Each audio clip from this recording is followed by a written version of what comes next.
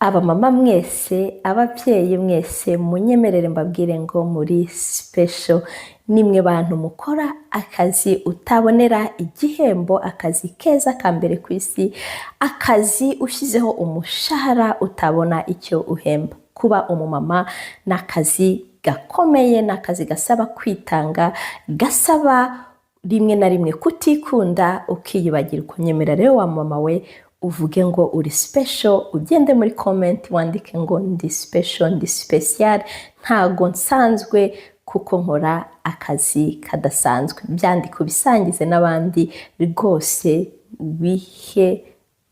witake kuko ukora akazi kadasanzwe. Nubwo rero kuba umumama ari akazi kari special, kari special, hari ibintu byinshi, hari challenge nyinshi abamama tugenda duhura nazo, abamama mugenda muhura nazo, ariko bikaba ari nabyo bintu bya mbere byiza kuba umumama, kubyara ugaheka.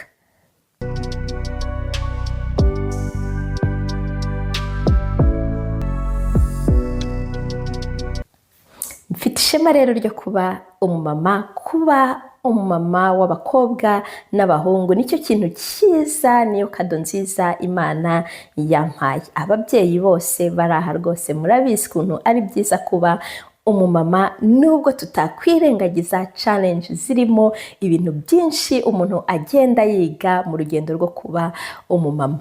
Rero izo challenge harimo izitugora rwose, tuba tugomba kuganiraho, tugafatanya kugira ngo duhane motivation, dusangizanye ibisubizo twakoresheje. Aribyo ngiye kukugezaho, challenge z'abamama, ibisubizo umuntu yakoresha, nawe uzadusangiza bitewe na experience zawe wagize, uzadusangiza challenge wahuye nazo, ni uburyo wakoresheje kugira ngo zigabanuke, bityo n'abandi bamama babibonereho abitegura kuba abamama nabo nuko. Challenge ya mbere rero y'abamama bakunda guhura nayo, nanjye nahuye nayo mu rugendo rwo kuba umumama, ni uguhinduka k'umubiri. Umubiri iyo umuntu atwite umwana amezi 9, umubiri we urahinduka, inda igakweduka, ibicece, ibinure, ibinyenyanza, wabyara wakwireba rwose, wamara kubyara ukiyoberwa, ukazajya kurwana no kugira ngo ukore amadayati, ukore siporo, inda yegeranye. Izo ni challenge zahura n'abakobwa, zidahura n'abapapa, n'iz'abamama gusa pe.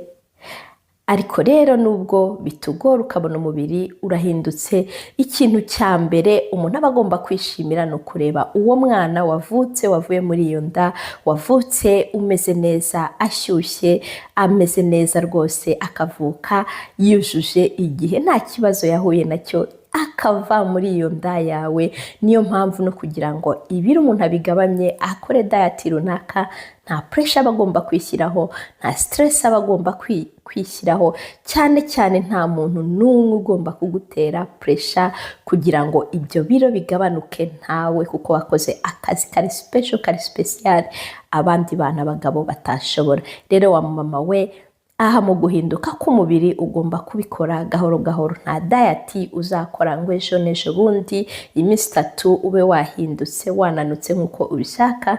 Ni ibintu uzakora gahoro gahoro, kandi ugomba kwemera ko utakiri umukobwa, ku mubiri wawe wahindutse, kuko utakiri umukobwa, kuko wabyaye, noneho wakoze akazi kadasanzwe, warabyaye. Byemere uri umumama, ni ishema rwose kuba umumama, kuba utakiri umukobwa ufite umwana ukwita mama, ni ishema, ubyishimire. Noneho gahoro gahoro na diet uzakora, nutishyiraho pressure ngo iyo pressure itume stress izamuka, ko stress nizamuka cortisol izazamuka mu mubiri wawe, noneho igufashe kubika ibinure kunda, ibicece, ibinyenyanza, kubera ko wishyizeho pressure, wishyizeho rwose wumva ushaka guta ibiro byihuse mu minsi 3. Ni ukubikora gahoro gahoro. Iyo ni challenge ya mbere yo guhinduka k'umubiri. Indi challenge ya kabiri abamama duhura nayo, nuko akenshi twumva ko tudahagije. Nanjye rwose ndi muri abo bantu nkiri abana banjye bakiri bato numvaga ko ntahagije, nkumva ko mbakorera ibintu bidakwiye, ndi umumama utazi ibyo ndimo, udasobanukiwe no kurera.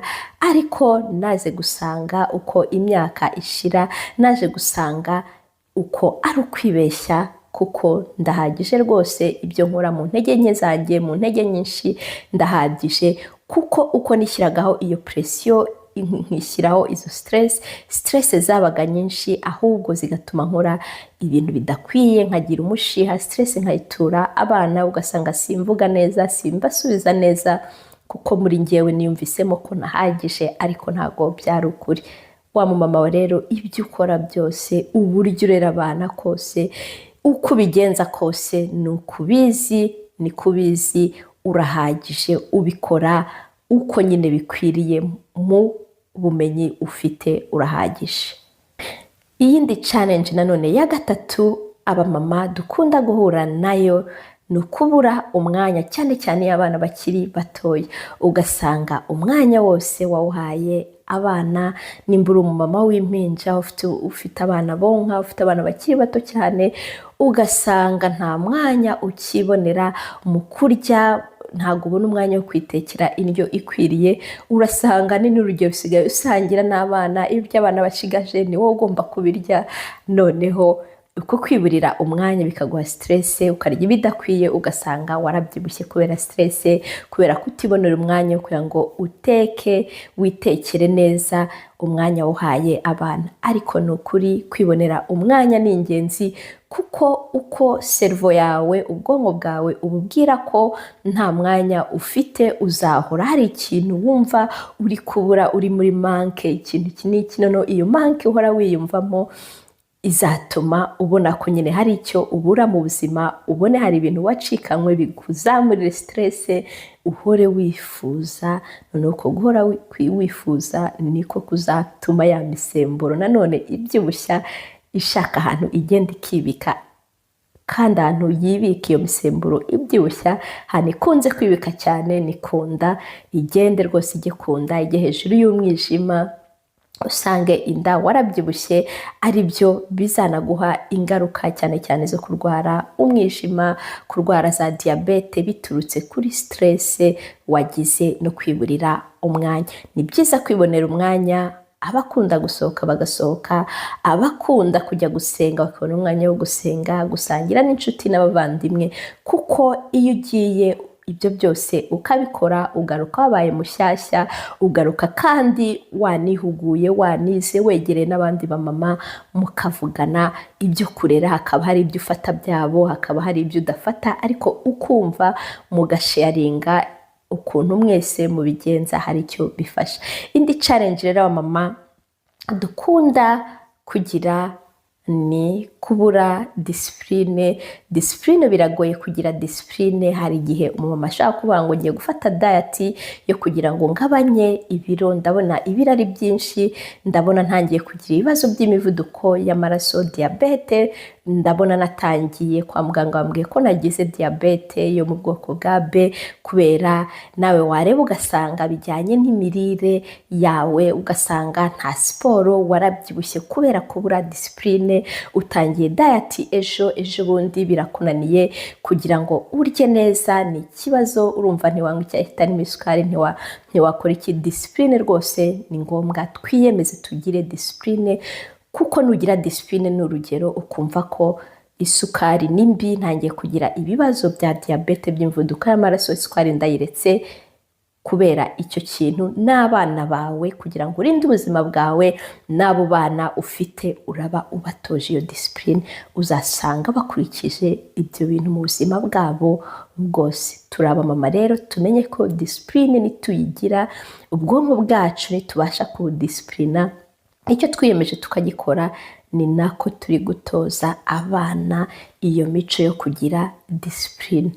Kuko nkatwe nimba bitugora nuko tutafashe discipline, tutabyitoje tukiri bato, ariko umwana mutoya nakubona arumva ko ari uko ubuzima bumeze, ikintu wiyemeje ugomba kukigeraho. Nimba mama ari uko ameze, iyo discipline ayishobora, nanjye ngomba gukora ibyo ngibyo.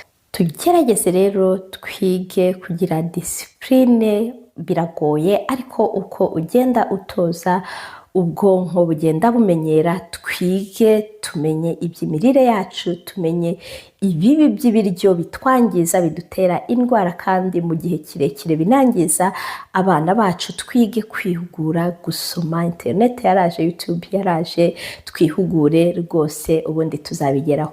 Hari umumaro rero ukivuga kuri disipurine watwandikiye witwa Mama Kazungu, atubwira ngo we biramugora kugira ngo agire disipurine, iyo stress ije aragenda akumva ashaka kuryagagura rwose ibintu birimo isukari. Stress ko ari ikintu kimushobora, ku buryo usanga asangira ibiryo n'abana, ibiryo abana bashigaje niwe ubirya. Noneho kubera kubura disipurine ngo agenda ibiro byiyongera, inda imaze kuba nini, ntago yabyaye uko yabyaye no kuba ngana, inda imaze kuba nini, yabaye nini kurushaho kubera kubura disipurine. Atangiye no kugira n'ibibazo bya diyabete, bya hypertension kubera kubura disipurine. Ngo none ngo tumufashe rero nka Mama Kazungu, hari video nzakora nawe nimba umeze nka Mama Kazungu ufite ikibazo nk'icyo cyo kugira ikibazo cya disipurine. Munsi harimo indi video yagufasha kureba icyo wakora kugira ngo icyo kintu ukigabanye. Kandi ni byiza mu kugira disipurine, ikintu kikugoye ukabaza, nk'uko Mama Kazungu yatubajije, rwose ni byiza cyane ukabaza abantu, ukegera abandi bamama, ugashaka abaganga bakagufasha nimba ubona ko ari ibintu byanze, ariko ukagira disipurine, kuko nta disipurine kugira ngo ugere ku byo wiyemeje biragoye.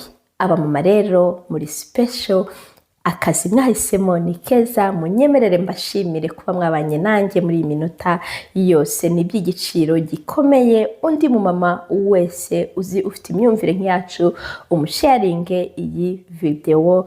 Niba utarakora subscribe, ukore subscribe, like niyo nkunga ubuneye, kandi kubikora ni ukuri ni ubuntu, bityo bizatuma ibi biganiro bigera ku bandi bamama benshi, abamama beza dufite imyumvire imwe. Nimba hari ikintu wadusharinga muri comment, udusharinge, cyangwa se hejuru harimo email washyiraho ikibazo cyawe, igitekerezo cyawe. Ni ukuri nzagerageza, nzahita ngusubiza.